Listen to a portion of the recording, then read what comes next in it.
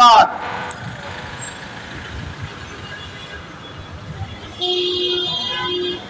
বিসমিল্লাহির রহমানির রহিম।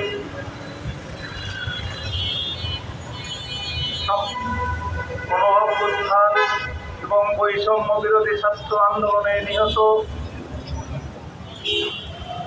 শহীদ ভাইদের স্মরণে আয়োজিত আজকের গণজমায়েতে উপস্থিত আমার বাংলাদেশ পার্টির কেন্দ্রীয় নেতৃবৃন্দ,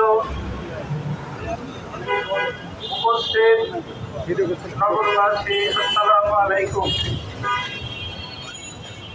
সংগ্রামী বন্ধুগণ, দীর্ঘ 15 বছরের স্বৈর শাসনের বিরুদ্ধে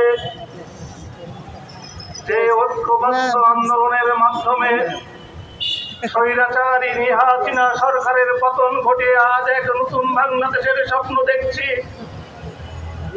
এই নতুন বাংলাদেশে আর কখনো যেন কোনো স্বৈরাচারী সরকার মাথা তুলে দাঁড়াতে না পারে, স্বৈরতান্ত্রিক শাসন ব্যবস্থার স্বপ্ন দেখতে যেন কেউ না পারে, সেই অঙ্গীকার নিয়ে আমাদের আগামী দিনের পথ চলতে হবে। আমাদের শহীদ ভাইদের রক্ত শুধু এই গত 1 জুলাই আগস্টের আন্দোলনের রক্ত নয়, গত 15 বছরে এই স্বৈরা শাসকের আয়নাঘর রক্তে রঞ্জিত হয়েছে। গড়ে ওঠা ওই সব আয়নাঘরের রক্ত এখনো শুকায়নি, আন্দোলনের রাজপথের রক্ত এখনো মুছে যায়নি। ইতিমধ্যে আমরা দেখেছি আবার স্বৈর শাসকের প্রেতাত্মারা নতুন করে ষড়যন্ত্রের চেষ্টা করেছে। আমাদের তরুণ ভাইয়েরা এই ষড়যন্ত্র নস্যাৎ করে এখনো রাজপথে সোচ্চার হয়ে অবস্থান করছে।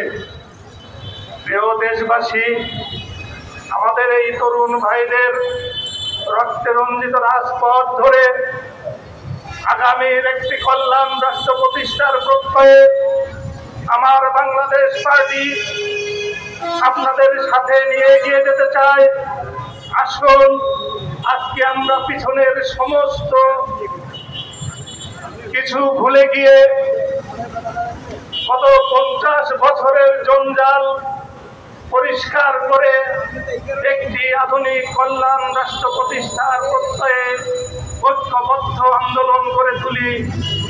আসুন সবাইকে এবি পার্টির পতাকা তলে ঐক্যবদ্ধ হওয়ার আহ্বান জানিয়ে আমি আমার বক্তব্য শেষ করছি। বাংলাদেশ জিন্দাবাদ, আমার বাংলাদেশ পার্টি জিন্দাবাদ।